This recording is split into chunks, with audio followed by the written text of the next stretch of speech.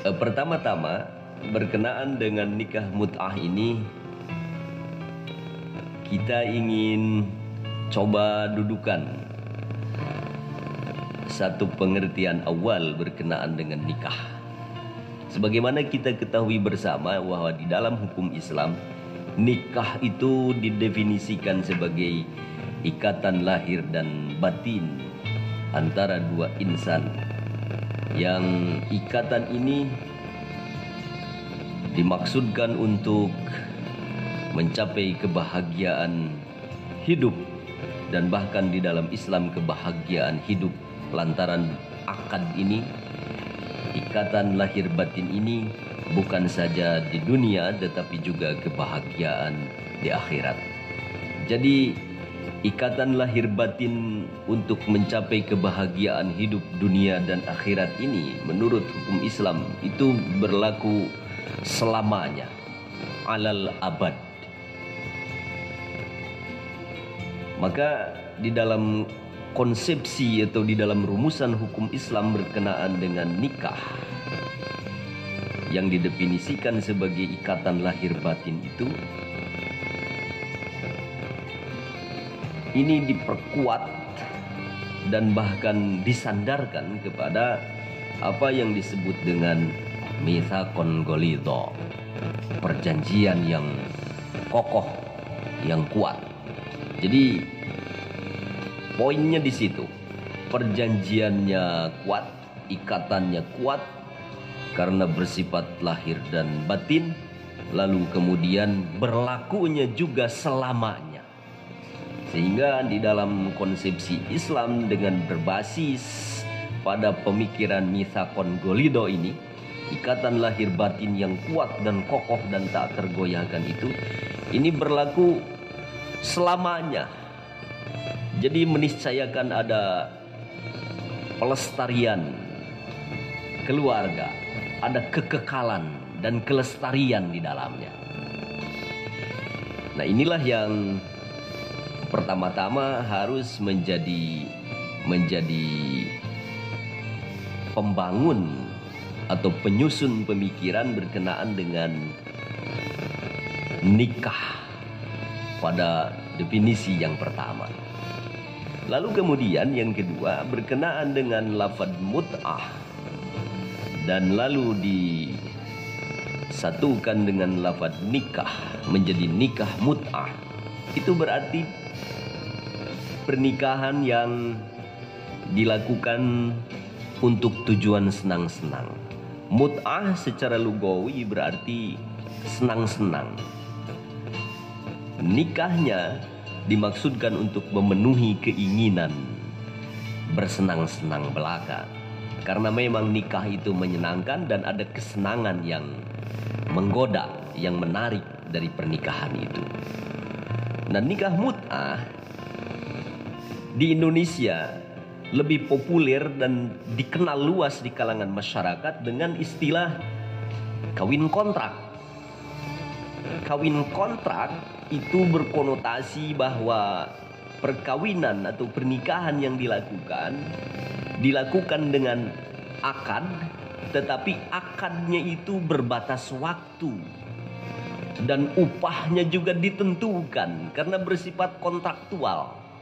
Sesuatu yang kontraktual biasanya itu dibatasi oleh waktu, jadi ada limitnya, dan juga ditentukan upahnya, buruhnya. Jadi upah dan buruhnya tegas di situ. Dan ini menjadi ciri yang nyata. Bahkan ada ciri yang belum begitu nyata berkenaan dengan pernikahan kontrak ini tanpa ada saksi dan wali. Jadi masih ada hubungannya, ada irtibatnya dengan nikah sirri yang tempo hari sudah kita coba sorot. Nikah sirri itu tidak ada wali dan saksi. Meskipun kadang-kadang di nikah siri juga wali dipakai, tetapi publikasi tidak ada, dilakukan secara diam-diam, semata-mata juga untuk kesenangan. Jadi poinnya ada dua, biasanya sembunyi-sembunyi dan juga tujuannya hanya untuk memuaskan nafsu dan dorongan syahwati belaka. Nah, di kawin mut'ah juga, karena kawinnya kawin kontrak, maka secara kontraktual di dalam kontennya biasanya berdasarkan fenomena dan informasi yang bisa kita gali dari beberapa literatur dan kesaksian. Di kontrak itu, kawin ini dibatasi, berlimit atau berbatas waktu, berperioda. Misalnya 1 hari, 1 minggu, 1 bulan, 1 tahunkah? Atau dengan waktu yang ditentukan, dengan rentang tertentu, dengan durasi tertentu. Yang kedua, cirinya, ya di kawin kontrak itu upahnya atau buruh dari pernikahan itu ditentukan. Biasanya di sini yang memberikan buruh atau upah itu adalah pihak suami, dan istrinya yang diberi buruhan atau diberi upah karenanya. Makanya di kawin kontrak ini banyak orang yang memanfaatkan untuk semata-mata tidak saja mencari kesenangan, tetapi juga mencari penghidupan, mencari ma'isyah, untuk mendapatkan sesuap nasi, dan bahkan untuk hidup glamor dan berpoya-poya lewat saluran layanan atau servis pernikahan atau kawin dalam wujud kawin kontrak ini. Nah, para pemirsa yang budiman dan khususnya mitra lokal sekalian yang dirahmati Allah. Jadi nikah mut'ah itu ada 3 ciri yang kental. Pertama, dia dimaksudkan untuk bersenang-senang dan diarahkan untuk tujuan memuaskan nafsu syahwati. Yang kedua, waktunya terbatas, muakkad. Kemudian yang ketiga, yang menonjol upah atau buruh dari sang suami pada istrinya itu biasanya ditentukan dengan buruhan dan upah yang disepakati. Nah, kalau kita konsultasikan dengan ta'rif di awal berkenaan dengan pernikahan yang di dalam fiqhul munakahah ditentukan bahwa pernikahan adalah ikatan lahir dan batin yang bersifat lestari dan kekal, karena akad itu adalah mitsaqon ghalidhon yang kuat dan kokoh, dan kekuatannya bersifat selamanya, alal abad, tidak muakkad. Maka secara ta'rifi, nikah mut'ah yang berbatas waktu, yang muakkad, dan ditujukan untuk tujuan yang tidak untuk melestarikannya dan mengekalkannya, itu sudah mengandung pertentangan, sudah kontradiktif, dan tentu saja ini menjadi tidak logis, tidak masuk akal. Nah, oleh karena itu, maka posisi ini perlu dipahami oleh kita sekalian sebagaimana diperkuat dan menjadi referensi dari adanya hukum syara yang menjelaskan berkenaan dengan status hukum pernikahan ini, bahwa nikah mut'ah ditolak karenanya,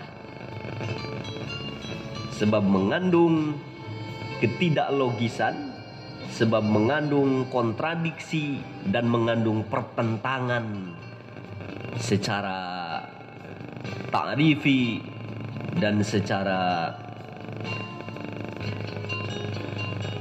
goyati, secara tujuan. Karena goyah untuk tujuan dari pernikahan itu adalah ikatan lahir dan batin untuk mencapai kebahagiaan dunia dan akhirat selamanya, alal abad, berlaku tanpa batasan waktu dan kontrak yang ditentukan seperti kontrak terhadap buruh atau pekerja. Karena pernikahan bukan sebuah kontrak antara tuan dengan, antara majikan dengan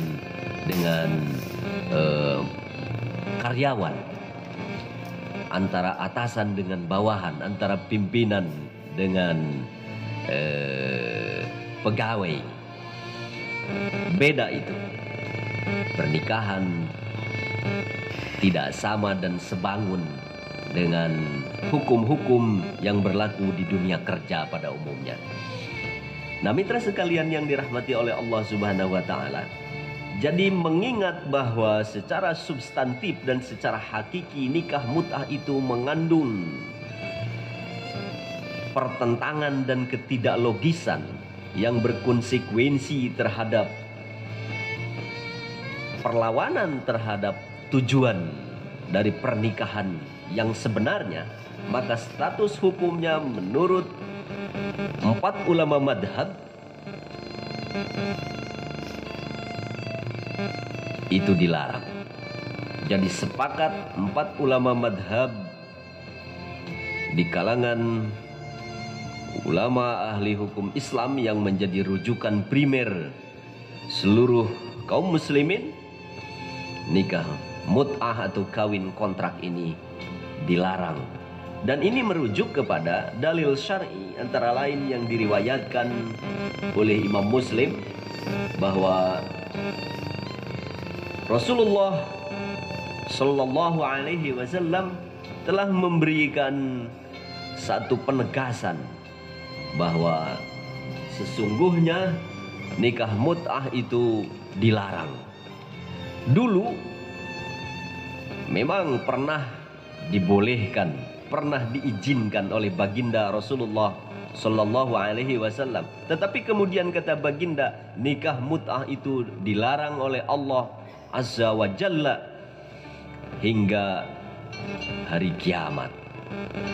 Dan di dalam hadis yang lain, sebagaimana dikatakan oleh Sayyidina Ali karramallahu wajhah, bahwa Rasulullah Sallallahu Alaihi Wasallam melarang nikah mut'ah terhadap perempuan pada waktu perang Khaybar. Anna Rasulullah Sallallahu Alaihi Wasallam naha an mut'atin nisa'i yauma Khaybar wa an uqlilu humil humri al-insiyah. Beliau baginda melarang nikah mut'ah, nikah bersenang-senang atau nikah kontrak, kawin kontrak ketika perang Khaybar, dan juga melarang memakan daging khamar yang jinak, al-insiyah yang jinak. Nah, mitra sekalian yang dirahmati Allah, memang berkembang pendapat yang juga di sisi lain karena merujuk kepada dalil yang sudah dimansuh bahwa nikah mut'ah itu dibolehkan. Dan bahkan ada yang mengira bahwa nikah mut'ah itu rujukannya bukan hanya hadis belaka tentang bolehnya nikah mut'ah, di mana pada saat darurat itu dibolehkan dulu di masa-masa awal. Tetapi juga katanya ada di dalam Al-Quran surah An-Nisa ayat 24 yang potongan ayatnya fa'tuhunna ujurahunna fariidah. Nah, ayat ini bukan berbicara tentang kawin kontrak. Fa'tuhunna ujurahunna fariidah, maka berikanlah oleh kalian kepada mereka, kepada perempuan-perempuan yang kau nikahi itu biaya kontrak sebagai kewajiban, fariidatan sebagai kewajiban. Ini bukan biaya kontrak karena kawin kontrak, tapi ujur di sini, pahala di sini, al-ajru di sini bermakna mas kawin atau mahar. Sebagaimana kita pada tempo hari sudah melakukan pembahasan berkenaan dengan mahar ini. Nah, mitra sekalian, jadi ayat ini adalah berbicara tentang mahar, berbicara tentang mas kawin. Dan tentu saja ini urusannya berbeda. Nah, oleh karena itu, demi kemaslahatan yang besar, khususnya untuk membangun sebuah tata moral dan keagungan manusia, kemudian tata sosial yang tertib dan masyarakat yang elok, lalu juga tidak menimbulkan kerugian, khususnya kerugian bagi pihak istri, karena kadang-kadang yang dan bahkan selalu yang menjadi korban atau menjadi pihak yang dirugikan adalah pihak istrinya. Antara lain kerugian dia tidak memiliki kepastian masa depan. Lalu kemudian status anak, jika nanti beranak dia tidak bisa mendapatkan waris. Itu adalah kemudaratan yang awal. Dan ditambah lagi dengan kemudaratan turunannya yang bertautan dengan kemudaratan yang awal itu. Maka pernikahan ini diharamkan.